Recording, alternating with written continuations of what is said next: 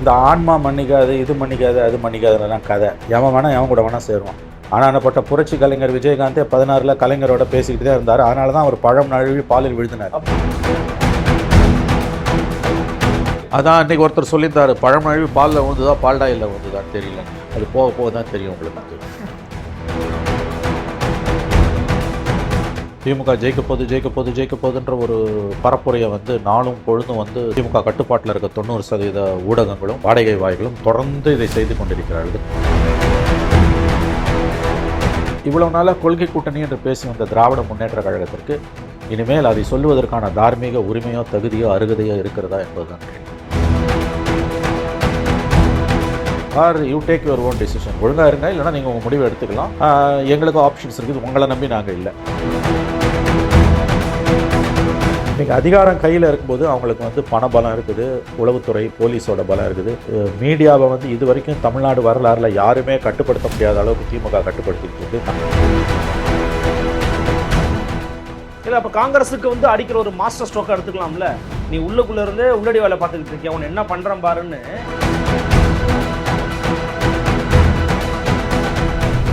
பாய்தமிழ் நேயர்களுக்கு வணக்கம். நான் பவித்ரா சேவியர்.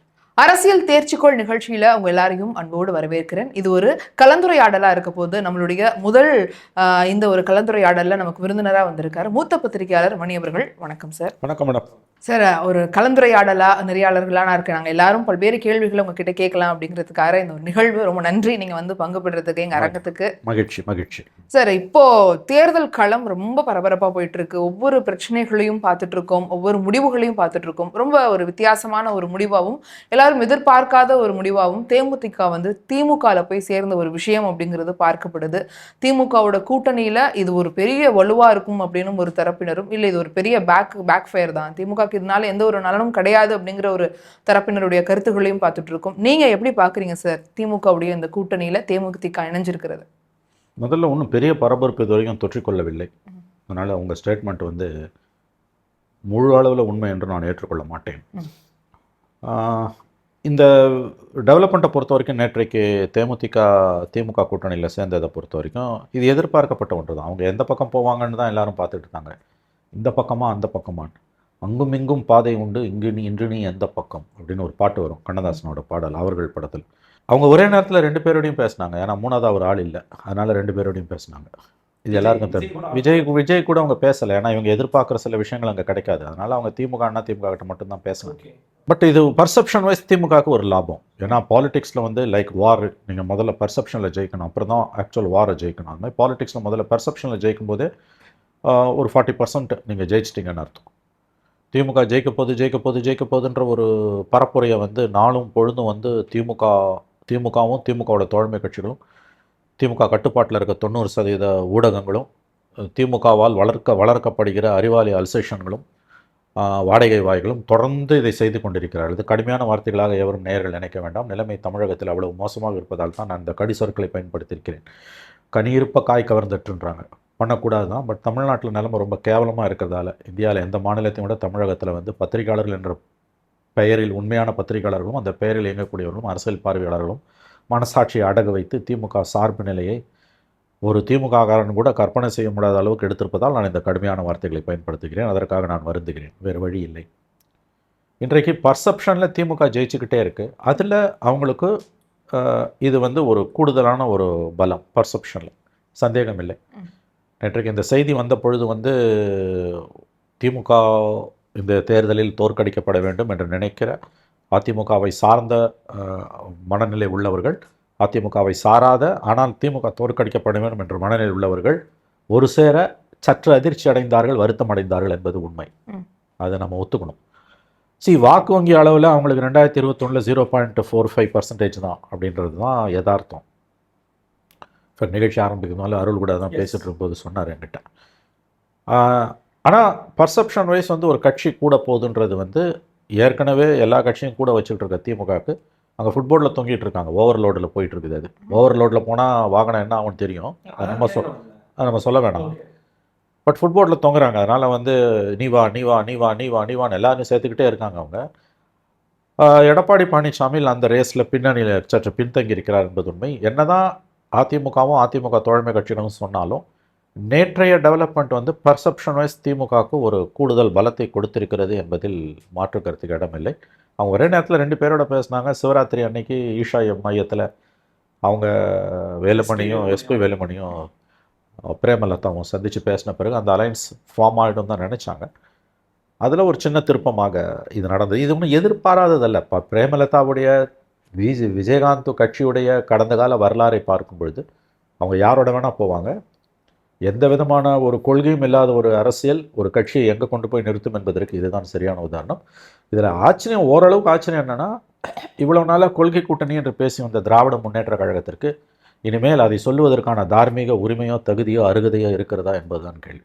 இதில் ஒரு முக்கியமான கேள்வி ஒன்று இருக்குது சார். இப்போ நீங்களே சொன்னீங்க பர்செப்ஷன் வைஸ் வந்து ஒரு ஃப்ரண்ட் எண்டில் இருக்கிறாங்கன்றீங்க. ஆனால் இன்னொரு பக்கம் என்னென்னா லோடு ஏறிக்கிட்டே இருக்குது. யார் வேணாலும் வாங்க, எப்போ வேணாலும் வாங்க அப்படிங்கிறாங்க. இதில் கூடுதலாக இன்னொரு விஷயம் என்ன சொல்கிறாங்கன்னா, கூட்டணிக்குள்ளே இருக்கக்கூடிய பல கட்சிகளுக்கு ஒரு சிக்னல், ஒரு சமிக்ஜை, பாரு கம்முன்னு அப்படிங்கிற சமிக்ஜையும் கொடுக்குறாங்க. ஃபார் எக்ஸாம்பிள் காங்கிரஸுக்கு ஒரு எச்சரிக்கை மணி, விசிகாவுக்கு ஒரு எச்சரிக்கை மணி, இந்த மாதிரிலாம் சொல்கிறதாக ஒரு பெர்ஸ்பெக்டிவும் இருக்குது.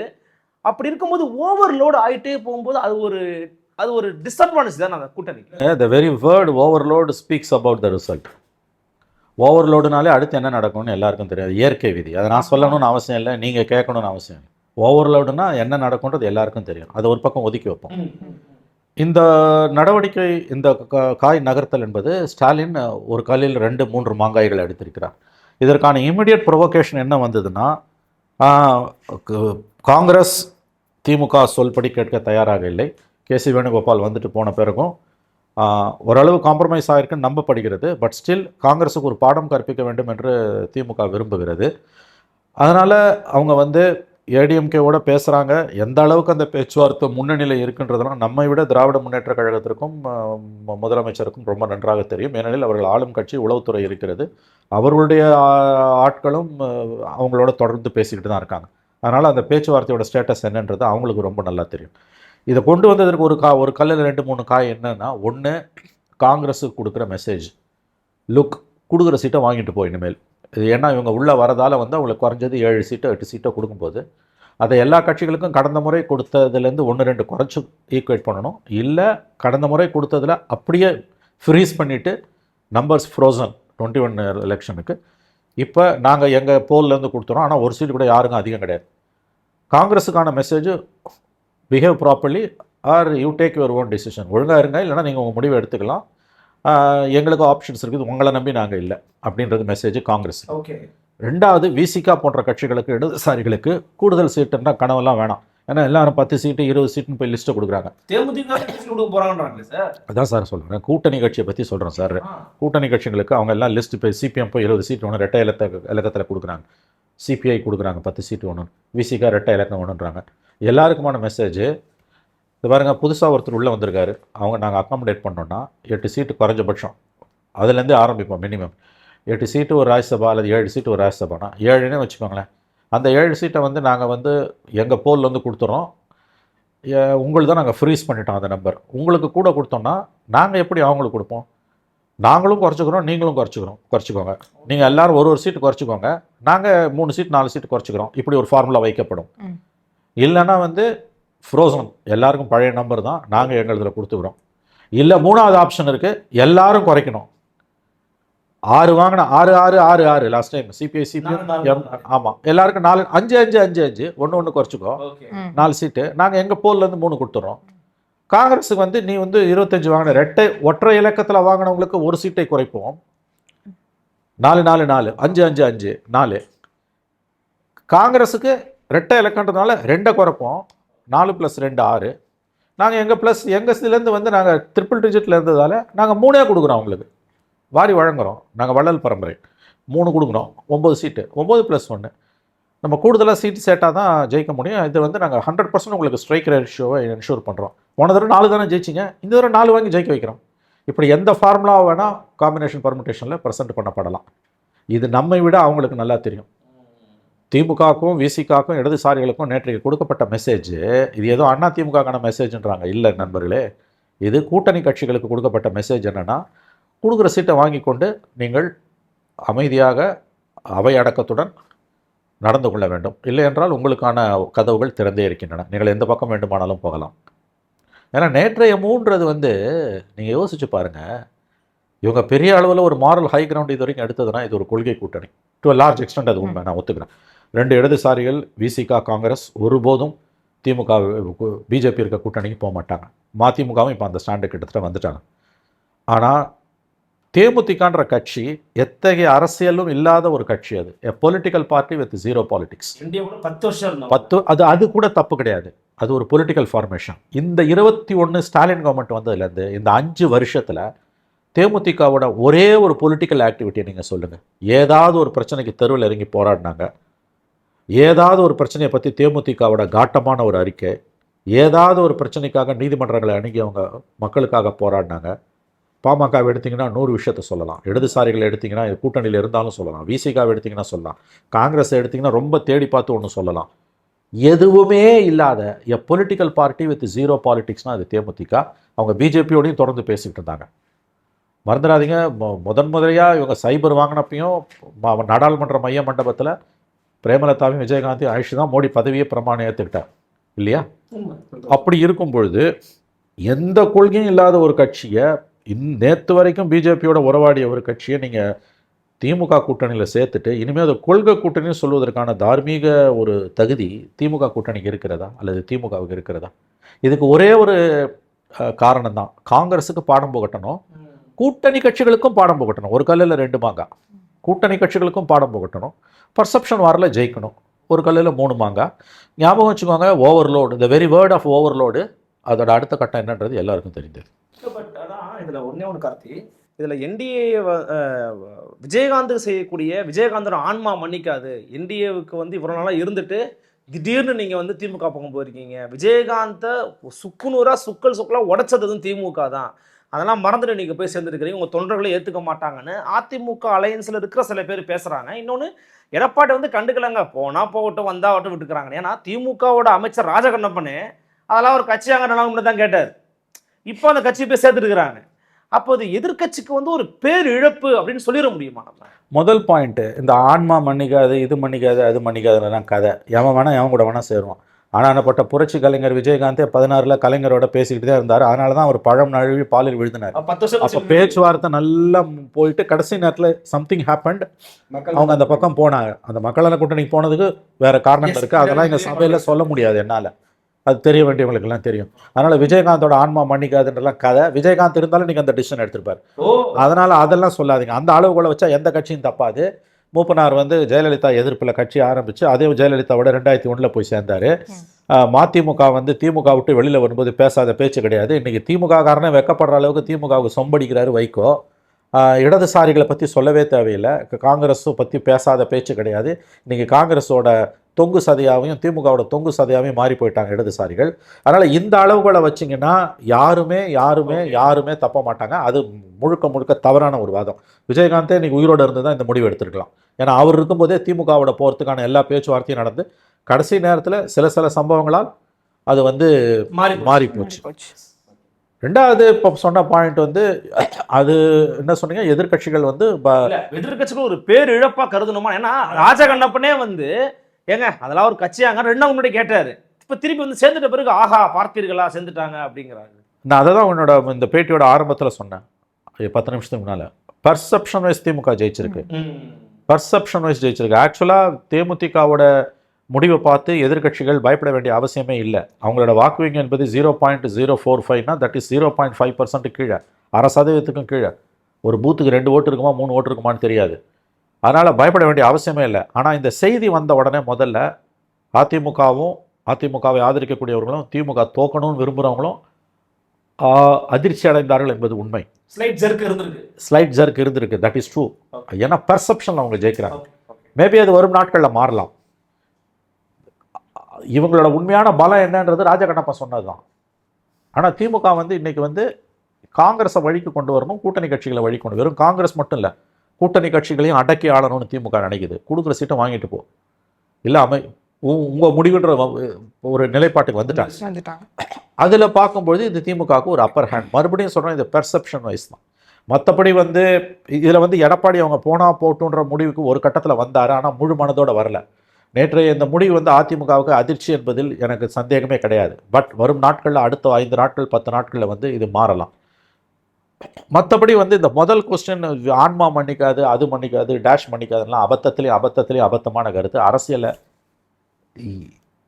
எவன் வேணால் எவன் கூட வேணால் போய் சேருவான். இடதுசாரிகள் பிஜேபியோட போக மாட்டாங்க, காங்கிரஸ் பிஜேபியோட போகாது. மித்தபடி எவன் வேணால் எவன் கூட வேணால் போவான். அதனால் வந்து இதில் யாருக்கும் வெட்கம் இல்லை, அவ்வளோதான். இதில் போய் வந்து அவர் இருந்தார்னா அவர் இருக்கும்போதே இந்த அசிங்கெல்லாம் நடக்க தான் காத்திருந்தது. அது ஏதோ காலம் தந்த வாய்ப்பால் அவர் தப்பிச்சு போனார். 16 நழுவ வேண்டிய படம் 26 10 நழுவி இருக்கு. அதான் அன்றைக்கி ஒருத்தர் சொல்லியிருந்தார், பழம் நழுவி பாலில் விழுந்துதா பால்டாயில் விழுந்துதான்னு தெரியல. அது போக போக தான் தெரியும் உங்களுக்கு வந்து. ஸோ அதே மாதிரி இப்போ தொடர்ச்சியாக காங்கிரஸுக்கும் திமுகவுக்கும் ஒரு பனிப்போர் நிலவுது அப்படிங்கிற மாதிரி தான் கீழ்மட்டத்தில் இருக்கக்கூடிய தொண்டர்கள் எல்லாமே அதை முன்முணுக்க ஆரம்பிச்சிட்டாங்க. இன்னும் சொல்ல போனால் காத்திரமாகவே அவங்க வந்து அவங்களுடைய சோஷியல் மீடியாலலாம் பேச ஆரம்பிச்சிட்டாங்க. இப்போ இந்த நிலைமையில தான் பார்த்தீங்கன்னா மணிசங்கர் ஐயர் வந்து காங்கிரஸ் பிரமுகர் வந்து என்ன சொல்றாரு, இல்லை அப்படிலாம் போக முடியாது, நம்ம திமுகவோட தான் கூட்டணியில் இருக்கோங்கிற மாதிரியான ஒரு ஸ்டாண்டை வந்து அனௌன்ஸ் பண்ணுறாரு. அட் த சேம் டைம் அதே நாள் உத்தவ் தாக்கரே வந்து ஒரு இது சொல்றாரு, இந்தியா கூட்டணியுடைய தலைவராக மம்தாவையோ அல்லது ஸ்டாலினையோ வந்து அறிவிக்கணும் அப்படிங்கிற மாதிரி. இந்த ஸ்டேட்மெண்ட் வந்து யாருக்கு சொல்லப்படுகிற ஸ்டேட்மெண்ட்? இதுக்கு பின்னாடி ஏதாவது வேற மூவ் இருக்கா அப்படின்றது தான் நல்ல கேள்வி. இது வந்து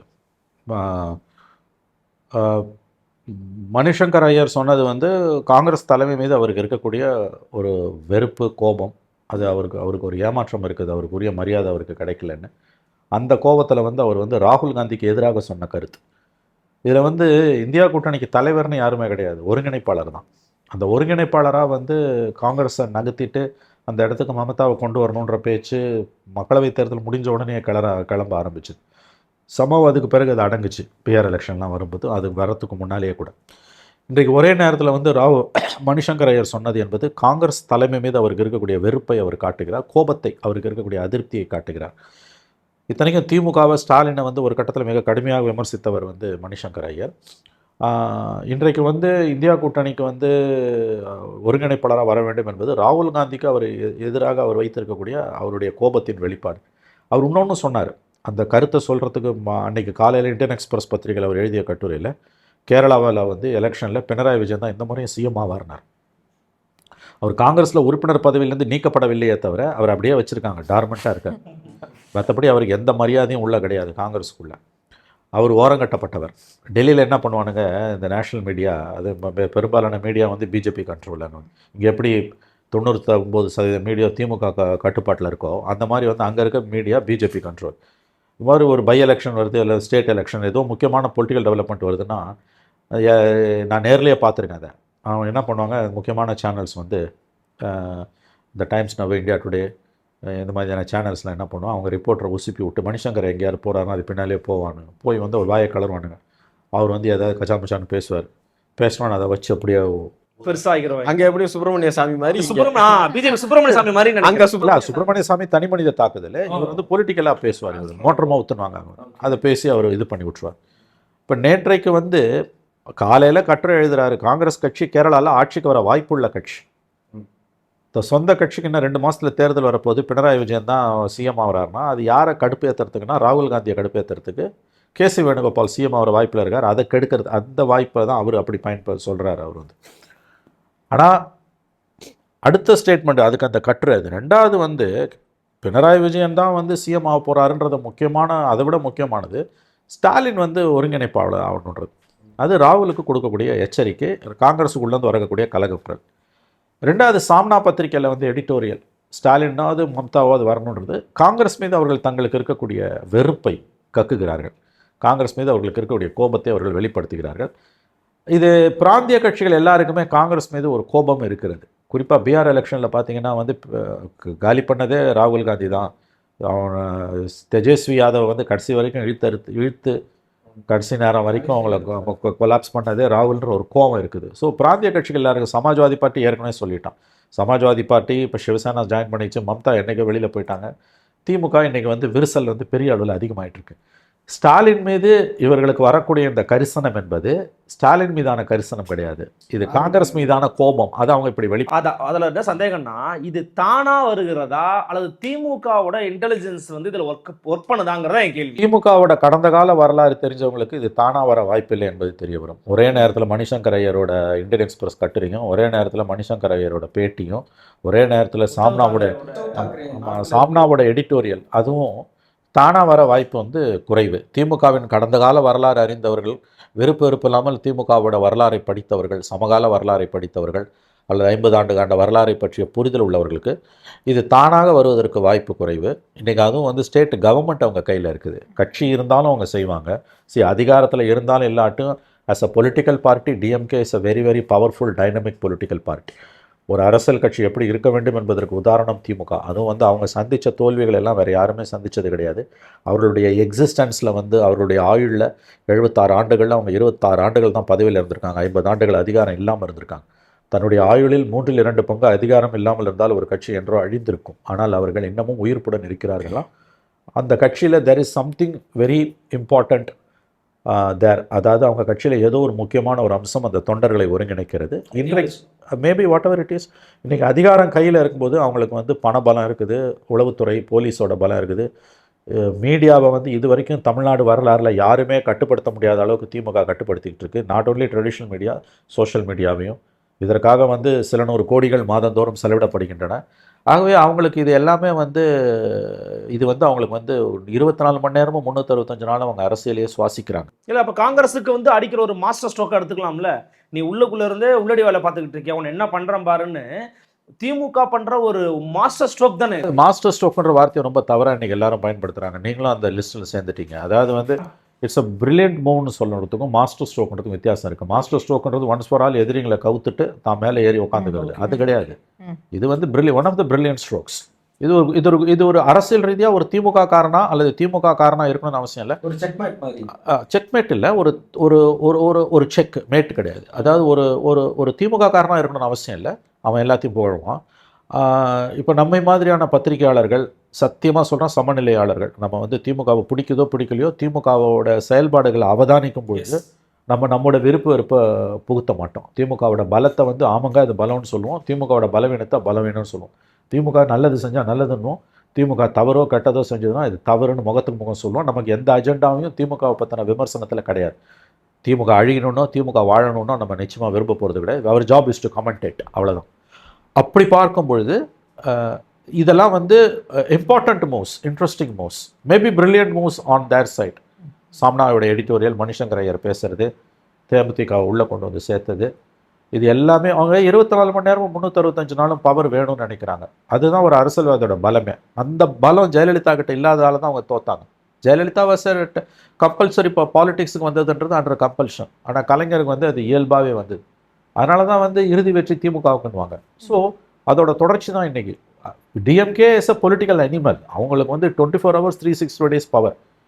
பட் அன்ஃபார்ச்சுனேட்லி இந்த முறை வந்து கலைஞரோட கடைசி 2 ஆண்டுகளை 2 பதவி காலம் 1996, 2001, 2011 பார்த்துருக்கேன். கடைசி 3-4 மாதங்களில் அவர்கிட்ட இந்த மாதிரியான ஒரு பதட்டம் இருந்ததில்லை. இப்போ வந்து திமுகவுக்கு வந்து அதிகாரத்தை எழுந்துருமோன்ற ஒரு பதட்டம் வந்து ரொம்ப வெளிப்படையாக தெரியுது. இன்னொன்று வெற்றியே ஆகணும், வெற்றி அடைஞ்சே ஆகணும், இல்லைன்னா நம்ம அவ்வளோதான்ற ஒரு அந்த ஒரு மூட்லேயே எங்கிற அது ரொம்ப தவறுங்க. அதாவது வெற்றியை நோக்கிய பயணத்தில் நம்ம முழு கவனத்தையும் செலுத்தலாம், ஆனால் அது ஒரு உன்மத்தம் பிடித்த நிலைக்கு போயிடக்கூடாது. இன்றைக்கி அவங்க வந்து ஒரு ஆங்கிலத்தில் சொல்கிறதா they are worried, they are paranoid of டிஃபீட்னுவாங்க. அந்த லெவலுக்கு நான் சொல்கிறேன். பேரனாய்டுன்றது வந்து ரொம்ப எக்ஸ்ட்ரீமான வார்த்தை. தே ஆர் அஃப்ரைட் ஆஃப் டிஃபீட்டுக்கும் தே ஆர் பேரனாய்டு ஆஃப் டிஃபீட்டுக்கும் வித்தியாசம் இருக்குது. தோல்வியை கண்டு அஞ்சுகிறார்கள் நான் சொல்ல மாட்டேன், தோல்வியை கண்டு அவர்கள் கதி கலங்கி குடல் நடுங்கி கிடக்கிறார்கள் நான் பார்க்குறேன். அப்படி அவசியமே இல்லை, தோத்துட்டு போகலாம்.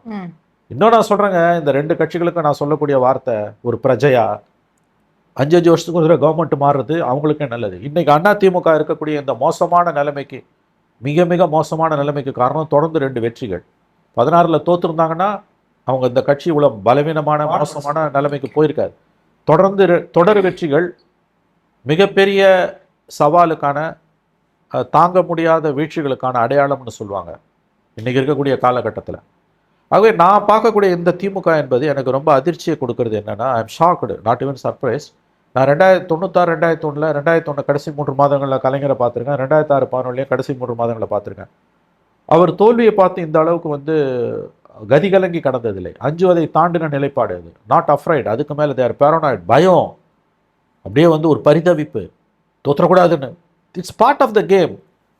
தோழர் தியாகம் சொல்வார், இது தேர்தல் அரசியல் என்பது ரங்கராட்டனம். மேலே இருக்கவன் கீழே வருவான், கீழே இருக்கவன் மேலே இருக்கவன். போவாங்க. நீ எவ்வளோ நல்லது செஞ்சாலும் மக்கள் உன்னை தூக்கி அடித்து வெளியில் போடுவாங்க. ஒரு மாற்றம் வேணும்னு. தப்பு பண்ணினா ஒழிஞ்சு போட்டுன்னு போடுவாங்க. நம்ம மக்களை எடை போடவே முடியாது. ஏன் இந்த பரிதவிப்பு? why are you so obsessed? இன்னும் சொல்லப்போனால் இது சரியான வார்த்தை ஆங்கிலத்தில், அப்சஸ்ட்.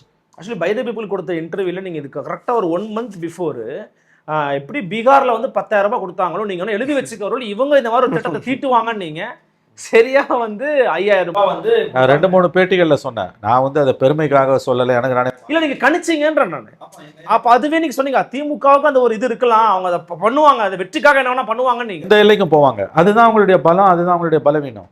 2 மாதங்களுக்கு முன்பு நான் திரும்ப சொன்னேன். உங்களுக்கு கொடுத்த பேட்டியில் சொன்னேன், அப்புறம் வேறு ரெட்ரோலெக்ஸில் அந்த கார்த்திக் கொடுத்த பேட்டியில் சொன்னேன். இன்ஃபேக்ட் அன்றைக்கி அதை எடுத்துலாம் போட்டுட்டு இருந்தாங்க. அது வந்து கணித்த மணினாங்க. எனக்கு ரொம்ப அருவருப்பாக இருந்தது. அது மாதிரி நான் புகழ் மாலைகள் எனக்கு தேவையே இல்லை. நான் வந்து ஒரு கமெண்டேட்டராக தான் நான் இதை சொல்கிறேன். நான் கணிச்சேன் இவங்க இதை செய்ய போகிறாங்க. நான் வந்து ரொம்ப க்ளோஸாக கலைஞரை வாட்ச் பண்ணதாலையும் இதை என்னால் சொல்ல முடியுது. நிறைய பேர் நீங்க தான் ஐடியா கூட கொடுத்துருப்பீங்க. நான் ஐடியா கொடுக்குற அளவுக்கு அவங்க பலவீனமாக இல்லை. அவங்க ரொம்ப உயர்ந்த இடத்துல இருக்காங்க. நான் ஒரு சாமானியன், நான் ஒரு வழிப்போக்கன். எனக்கு அதுக்கும் நான் வந்து தூரம் இருந்து பார்க்குறேன், விருப்பம் இல்லாமல் பார்க்குறேன். நான் வந்து இது ஏன் இவங்களுக்கு எனக்கு ஒரு விஷயம் புரியல. அதாவது வந்து எனக்கு ரொம்ப அதுதான் அதிர்ச்சி. பகுத்தறிவாளர்கள்னு சொல்லிக்கிறவங்களுக்கு இது இருக்கக்கூடாது. பகுத்தறிவாளனோட அடிப்படை என்ன? எதுவும் நிரந்தரம் அல்ல. எதுவும் நிரந்தரம், எது சாஸ்வதம், எது எங்கள் அம்மா அடிக்கடி சொல்லுவாங்க, எதுவும் சாஸ்வதம் இல்லைடான்வாங்க. பழைய காலத்து மனிதர்கள் வார்த்தை, அது சமஸ்கிருத வார்த்தையாக இருக்கலாம். எனக்கு சின்ன வயசுலேருந்து நினைவு தெரிஞ்ச நாள்லேருந்து என் காதில் இருக்க விஷயம், ஏதாவது ஒன்று நடக்கும்போதெல்லாம் எங்கள் அம்மா சொல்லுவாங்க, எங்கள் அம்மாவோட வார்த்தைகள் தான், எதுவும் சாஸ்வதம் இல்லைடான்வாங்க. அதாவது எதுவும் நிரந்தரம் இல்லை. ஒரு பகுத்தறிவாளனோட அடிப்படையான குணாம்சங்களில் ஒன்று எதுவும் நிரந்தரம் அல்ல. ஒவ்வொரு மனிதனும் தான் 1000 அந்த ஒரு கதை ஒன்று வரும், இது ரொம்ப பொருத்தமானது நான் நினைக்கிறேன். இந்த மகாபாரதத்தில் வந்து பாண்டவர்கள் வந்து 12 ஆண்டுகள் வந்து வனவாசம், 1 ஆண்டு அஞ்ஞானவாசம் இருக்கும்போது, அந்த வனவாசத்தில் ஒரு நாள் வந்து பாண்டவர்கள் 5 பேரும் திரௌபதியும் இருக்கும்போது குடிக்க தண்ணியே இருக்காது. தண்ணியை எங்கேயாவது போய் எடுத்துகிட்டு வான்னு தர்மர் என்ன பண்ணுவார், சகாதேவனை கடைசி தம்பி அனுப்புவார். அவன் போய் அங்கே தண்ணி எடுக்க போகும்போது அசிரீரி வரும். அசிரீரி வந்து நான் கேட்ட கேள்விக்கெல்லாம் பதில் சொல்லிவிட்டு தண்ணி எடு, இல்லாட்டி நீ செத்துருவானு. உங்கள் கேள்விக்கெல்லாம் எனக்கு பதில் சொல்ல நேரம் இல்லை, எனக்கு தண்ணி எடுத்து போனேன், எங்கள் அண்ணனுக்கும் தண்ணி எடுத்துகிட்டு போனோம், அவன் தண்ணி எடுத்து குடிப்பான், செத்துருவான். ரொம்ப நேரம் ஆலையான்னு சொல்லிட்டு ஒவ்வொரு தம்பியும் அனுப்புவார். ஒவ்வொருத்தரும் இதே பண்ணி செத்துருவான். பீமன் வரைக்கும் 3 தம்பிகளும் 4 தம்பிகளும் செத்துருவான். கடைசியாக தர்மர் போவார். எல்லாம் செத்து கிடப்பாங்க. அவருக்கு தெரிஞ்சிடும் ஏதோ நடந்திருக்கு. அவர் தண்ணி எடுத்து அப்படி கையில் எடுக்கும்போது அசிரியர் வந்து, தர்மா, உன் தம்பிகள் செய்த தவறை நீயும் செய்யாதே, நான் கேட்ட கேள்விக்கெல்லாம் பதில் சொல்லிவிட்டு நீ வந்து தண்ணி எடுத்து குடி, இல்லைனா நீயும் செத்துடணும். அவருக்கு தெரிஞ்சிடும் கேள்வி கேளுன்னுவார். அப்போ ஒவ்வொரு கேள்வியாக ஏதோ கேள்விகள் வரும். அப்போ அதில் ஒரு கேள்வி ரொம்ப முக்கியமானது. அது தமிழில் வியாசர் விருந்தில் ராஜாஜியோட படைப்பில் அற்புதமாக இருக்கும். இந்த வாழ்க்கையின் மிகப்பெரிய அதிசயம் அல்லது புதிராக எதை பார்க்கிறாயினோ, தர்மர் சொல்வார், அனுதினமும் மனிதர்கள் புழுக்களைப் போல செத்து மடிவதை பார்த்தும் ஒவ்வொரு மனிதனும் தான் நிரந்தரமாக வாழப்போவதாக நினைக்கிறானே, அதுதான் இந்த வாழ்க்கையின் அதிசயங்களுள் பெரிய அதிசயம்னு. செமையான வார்த்தை. அந்த அந்த கதைகளோட நீதிக்கு அது வந்து மாரல். அது அப்போ இந்த மாதிரி எல்லா கேள்வியும் பதில் சொன்னேன்னா, உன்னுடைய பொறுமைக்கும் ஞானத்துக்கும் நான் ஞானத்தையும் மெச்சினேன்னு சொல்லிட்டு, உன் தம்பிகள் இப்பொழுது உயிர் தெழுவார்கள், எல்லாரும் உயிரோட வந்துடுவாங்க, தண்ணி எடுத்துகிட்டு போயிடுவார். நான் ஏன் இதை சொல்கிறேன்னா, எல்லா காலத்திலையும் இருக்கக்கூடிய ஒரு உண்மை என்பது, வாழ்க்கையோட ஒரே நிரந்தரமான தத்துவம் என்பது எதுவும் நிரந்தரம் இல்லை. இது எல்லாருக்கும் பொருந்தும். அனுதினமும் பெரியார் பேரை சொல்லிக்கிட்டு பகுத்தறிவுன்னு சொல்லிக்கிட்டு எதற்காக இவ்வளவு அப்சஷன்? நீங்கள் ஜெயிக்கலாம் தோக்கலாங்க, அது மக்கள் முடிவு பண்ணிட்டுங்க. நீங்கள் ஜெயிக்கணுமா தோக்கணுமான்னு எனக்கு ஒரு கருத்து இருக்கும், இவருக்கு ஒரு கருத்து இருக்கும், அவருக்கு ஒரு கருத்து இருக்கும், உங்கள் எல்லாருக்கும் ஒரு கருத்து இருக்கும். அது விட்டுருங்க, அது என்னவா வேணா இருக்கட்டும். இதுக்கு ஏன் இவ்வளவு அப்சஷன் பவரில்? இல்லை, அது அப்சஷனுக்கான காரணம் விஜய் மாதிரியான ஒருத்தர்கிட்ட, அதாவது புதுசாக வந்த ஒருத்தர்கிட்ட நம்ம தோற்றுருவோமோ அப்படிங்கிறதுனாலயா, அல்லது பிஜேபி யாரை நம்ம வந்து கண்டினியூஸாக எதிர்த்துக்கிட்டே இருக்கோமோ அவங்க ஷேடோ பண்ணுற ஒரு ஏடிஎம்கே இருக்குது அப்படின்னும் போது, இப்போ நம்ம இவங்க கிட்ட தோத்துட்டோம் அப்படின்னாலும் அவங்க கிட்ட தோத்துட்டோம் அப்படிங்கிறதுனாலயா ஒரு லெகசி போயிடும் அப்படிங்கிறது. அந்த லெகசி போயிடும்ன்றதெல்லாம் மன்னிக்கணும், கற்பிதம். அதாவது இவங்களோட அப்சஷனுக்கு நியாயப்படுத்தக்கூடியது. நீ யாருக்கிட்ட தோத்தாலும் நீ தோக்கிறதால தமிழ்நாடு ஒன்றும் அழிஞ்சிட போயிடுறதில்ல, இந்தியா ஒன்றும் அழிஞ்சிட போயிடுறதில்ல. அது ஒரு செட்பேக் தான். பட் ஒன்றும் தமிழ்நாடு அழிஞ்சிடாது. விஜய் கிட்ட தோற்றுருவோமோ, ஐயோ வேற நல்லவங்ககிட்ட தோற்றுடலாம், தகுதியானவங்ககிட்ட தோற்றுடலாம், தகுதியானவன் இல்லையே, அந்த மாதிரியான உயர்ந்த எண்ணம்லாம் ஒன்றும் கிடையாது. பதவி மேலே உனக்கு இருக்க வெறி. அதே தான் அதிமுக நிழலில் இருக்க பிஜேபி, அந்த பிஜேபி அதிமுக கிட்ட தோற்றுருவோமோ அப்படின்ற ஒரு பெரிய ஒரு உயர்ந்த எண்ணத்தில் நமக்கு பிறகு தமிழ்நாடு என்ன ஆகிடுமோ, ஐயோ நாங்கள் போயிட்டோன்னா தமிழ்நாடை யார் காப்பாற்றுவா, இந்த கவுண்டமணி படத்தில் வருமா யார் காப்பாற்றுவானா, அதெல்லாம் ஒன்றும் கிடையாது. அப்படி கிடையாது. உங்களுக்கு குறைந்தபட்ச அரசியல் புரிதலும் வரலாறும் தெரிஞ்சால் அப்படிலாம் நினைக்க மாட்டீங்க. யார் இருந்தாலும் இல்லாட்டியும் உங்களுக்கு எதிரிகள் வலுவாக இருந்தாலோ அல்லது வலுவாக இருப்பதாக ஒரு பர்செப்ஷன் இருந்தாலோ தோல்வி உங்களை ஏன் பிடிச்சி இவ்வளோ ஆட்டுது, ஏன் உழுக்குது? ஏன்னா அது மேலே உங்களுக்கு இருக்க மோகம், ஓகே, அது மேலே உங்களுக்கு இருக்க பற்று.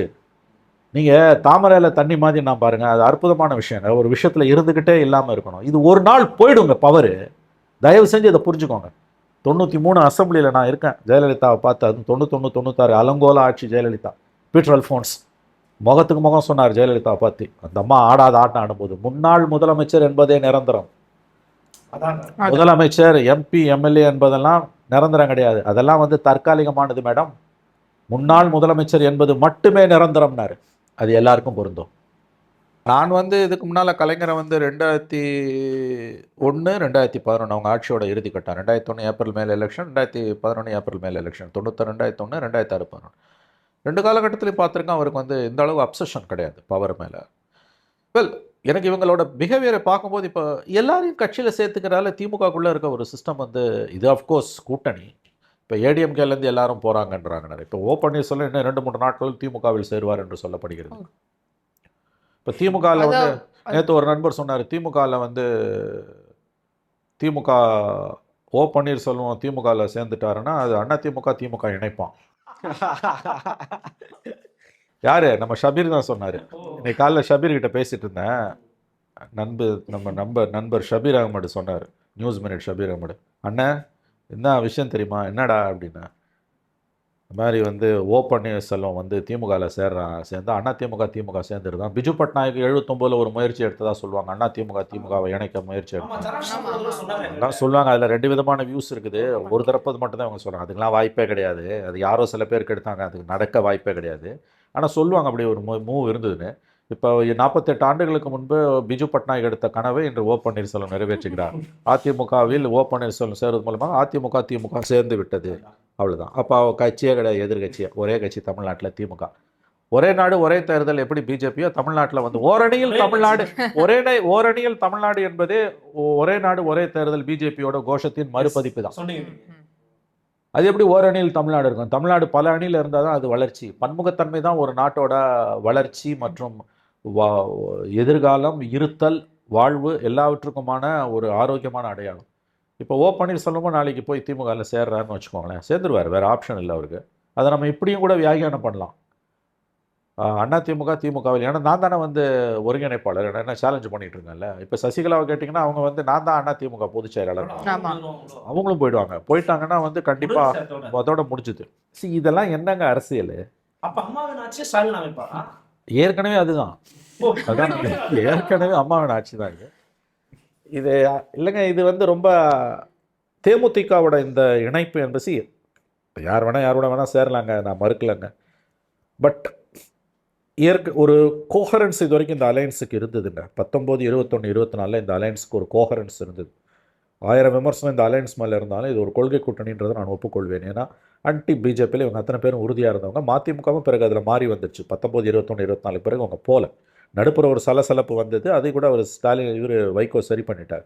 துரைக்கு வந்த அந்த ஒரு சலனத்தை அவங்க அப்பா சரி பண்ணிட்டார். அதனால் வைகோவோட கடந்த கால வரலாறை பார்க்க வேண்டிய அவசியம் இல்லை. இப்போ அவங்களோட நிலைப்பாடுன்னு பார்த்தீங்கன்னா கடந்த 3 தேர்தல்களில் உறுதியான பிஜேபி ஸ்டாண்டில் தான் அவங்க இருக்காங்க.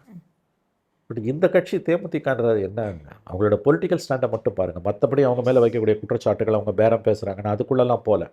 அது வந்து அவதூறு அரசியல், எங்கள் எந்த எவிடன்ஸும் கிடையாது. நமக்கு அவதூறு அரசியலாக போயிடும், தனி மனித தாக்குதல்கள் தேவையில்லை. பட் அவங்க அரசியல் என்னங்க? எப்படிங்க தேமுதிகவை ஸ்டாலின் சேர்த்துக்கிட்டாரு? உங்கள் அளவுகோல், ஸ்டாலினோட அளவுகோல்களின்படி நான் பார்க்குறேங்க. நீங்கள் என்னங்க, நீங்கள் 3 கலைஞர் மரணத்துக்கு பிறகு ஒரு அற்புதமான ஒரு கூட்டணியை அமைச்சு 3 தேர்தல்களில் வெற்றி மேல் வெற்றியை குவிச்சிட்டு இருக்கீங்க. இது முதல் சர்க்கிள். காங்கிரஸோட உங்களுக்கு இருக்க பிரச்சனையை தீர்த்துக்கிறதுக்கு நீங்கள் இந்த ஒரு ரெட்ரோகேட் ஸ்டெப்புன்னு ஒரு பிற்போக்குத்தனமான நடவடிக்கை நீங்கள் எடுத்திருக்கீங்க. யாருக்கோ பாடம் புகட்டுறதா நினைச்சு உங்களோட நம்பகத்தன்மையை நீங்களே கெடுத்துக் கொள்கிறீர்கள். அவங்க ஒரே நேரத்தில் 2 பேரோடையும் பேசுகிறாங்க. ஆன்டி பிஜேபி ஸ்டாண்ட்லாம் எதுவுமே அவங்களுக்கு கிடையாது. கடந்த 5 வருஷம் எதுலையுமே அவங்களுக்கு ஸ்டாண்டு கிடையாது. கடந்த 5 வருஷத்தில் அவங்களோட பாலிடிக்ஸ் என்னங்க? ஏதாவது ஒரு தமிழ்நாட்டை பாதிக்கிற முக்கியமான பிரச்சனையில் அந்த கட்சி ஒரு ஸ்டேட்மெண்ட் கொடுத்துருக்கா, ஒரு ஆர்ப்பாட்டம் நடத்திருக்கா, நீதிமன்றங்களை அணுகியிருக்கா? பொலிட்டிக்கல் ஆக்டிவிட்டி வித் ஜீரோங்க, அப்சல்யூட் ஜீரோ. நன்றி சார். ரொம்ப நன்றி சார். ரொம்ப நன்றி சார். பை தி பீப்பிள் நேயர்களுக்கு மிக்க நன்றி. தொடர்ச்சியாக இது போன்ற அரசியல் காணொளிகளை பார்ப்பதற்கு பை தி பீப்பிள் ஊடகத்தை சப்ஸ்கிரைப் பண்ணுங்க, லைக் பண்ணுங்க. இந்த வீடியோ பிடிச்சிருந்தா உங்களுடைய கருத்துக்களை கமெண்ட் பண்ணுங்க, உங்க நண்பர்களுக்கு ஷேர் பண்ணுங்க.